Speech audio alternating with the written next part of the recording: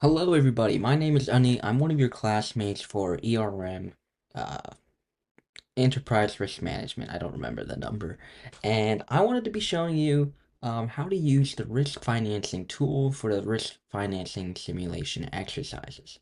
I know it could look a lot if you don't know how to use Excel. I'm terrible at Excel, but I know how to use this program now after fidgeting with it.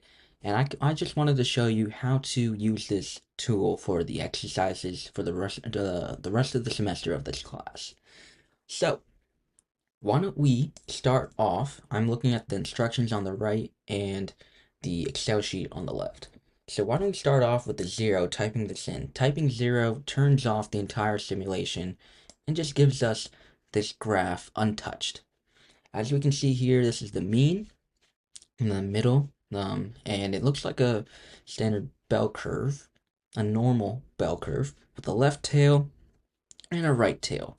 Going more to the left shows the higher losses and lower severity or lower probability, high severity, low probability. Going to the right shows low severity, low probability, as well as just in the middle shows the medium severity as with high probability. So why don't we turn on this risk financing uh, tool, and I'll be typing 1, and that's how you turn it on. As you can see here, the items in blue are the ones that you, the student, are meant to change yourself. So why don't we look at the best case, the mean, and the worst case? Best case, that means $270,000 worth of losses, workers' compensation loss. That's the lowest amount. And we are going to retain that, or if that loss does occur, um, that'll come out of our pocket, the firm. We don't want to really spend our time on low severity losses because we are more worried about the higher probability ones as well as the higher severity ones. That's where we should spend most of our time. So, looking at this, we as a firm, if we're having this kind of losses, we must have good revenue. And if we're having that kind of revenue, we don't really need to worry about that kind of loss. So why don't we type that in? Obviously, we're not gonna get. We have a budget of $50,000. So this budget is $1 million. We cannot have that. This is where GoalSeek comes into play. You can play around with it on your own in any other Excel sheet, but how GoalSeek works is we want to set a cell. So this cell right here, expected cost of risk transfer to 50,000. And we're going to type that in. Doesn't matter if you add commas or not. And we're going to set that to $50,000 because that is our budget. And we want to change the insurance limit of coverage to whatever $50,000 can get us. And by doing that program, we can see that it's complete. And with a $50,000 budget, we can get a $50,000 insurance coverage plan. And I mean, that is pretty much the answer. If we, this is the um, answer sheet, the result sheet for the practice exercise. If you look at the bottom here, practice workers' comp, single risk workers' comp. So if we go to practice workers' comp, we can see with GoalSeek, $50,000 worth of coverage from $50,000 worth of cost of insurance. If we go back and we look at the mean, we can see that the mean is $3.6 million. So why don't we type that in? $3.6 million that we are going to retain ourselves. I'm going to write some commas so it's easier for me to read. $3.6 million. As you can see, the more that we retain, the more insurance coverage we can get because the insurance carrier knows that we are bearing some of the risk as well. So if we're going to bear some of the risk, that means that the insurance can provide higher limits. And we want to still, if you look here, $24,000 is not $50,000. That's half of our budget. So we can use GoalSeek for this as well. So we want to set this to $50,000, 50K, and we want to change the insurance limit of coverage. So we're going to use GoldSeek, and then you can see it found it immediately. So immediately, $104,828 is how much coverage we are going to be getting with a $50,000 budget. And if we go to the results page with GoldSeek, you have exactly that answer. Now, you might be asking, what if we just manually did this? What if if I'm just going to type 0 with $3.6 million, taking that worst case scenario, or sorry, not worst case, the mean scenario, the average scenario, 3.6, how would we find out the expected cost of insurance? Well, you'd have to do it manually. Well, since we don't know, there's 0 in the coverage and 0 in the expected cost of risk transfer. Why don't we type in for coverage 1 million? You'd see here if we typed in 1 million, that is way above our budget. So you would have to do some not hand to hand, manual calculations. What the purpose of GoalSeek is to be more efficient and kind of just find an answer much quicker, as well as just understanding the concept. So 1 million is too high. So what if we did 500,000? That's still way too high. So what if we did 100,000? You can see that we're so close to $50,000. And the point of GoalSeek is after doing all this manual typing in the Excel sheet, we can use GoalSeek to maximize that $50,000 budget by changing how much that limit of coverage we can get. So 50,000, you get that 104. If we go to here, you can see that 104 is the exact same as this 104. So we solved it.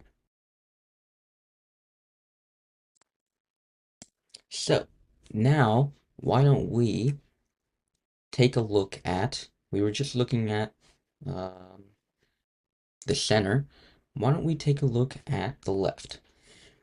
So we have a worst case scenario of 7.7 million, and we don't want to retain all that loss. So what do? Why don't we type in, based off the exercise, I'm just going based off the rules of the exercise, they said 5.4 million. How did they get that number? They got 5.4 million by taking the mean plus 2 standard deviations. So the mean is 3.6, and the standard deviation is 900,000. So 2 standard deviations is 1.8 million, and you add that to the mean, and you get 5.4 million. There you go. So 5.4 million is what we're going to retain as a firm. And then we take the insurance limit, and they said an arbitrary number, which means just a random number, and they said 4 million. Now, I don't know if that's 4 million, that's 400,000. Let me add a 0. 400,000, or 4 million, sorry. You can see that we are severely under budget. Severely. That is not where we want to be. So, what does the exercise say? The exercise says, because we are very below budget, they dropped the number to 4.4 million. 4.4 million. And you can see here, because we dropped it to 4.4 million, we are over budget now. But we like this limit of coverage is just fine because it covers a huge portion of our losses. So we want to find how much we want to retain as a firm without changing the limit of coverage. Now you could manually do this. We're at 94,000 now. So we went to 4.5 million. You could see that the budget or the cost of risk transferring goes down. So why don't we do 4.6? You can see it went down again. Why don't we do 4.7? Now you see how I'm manually doing this.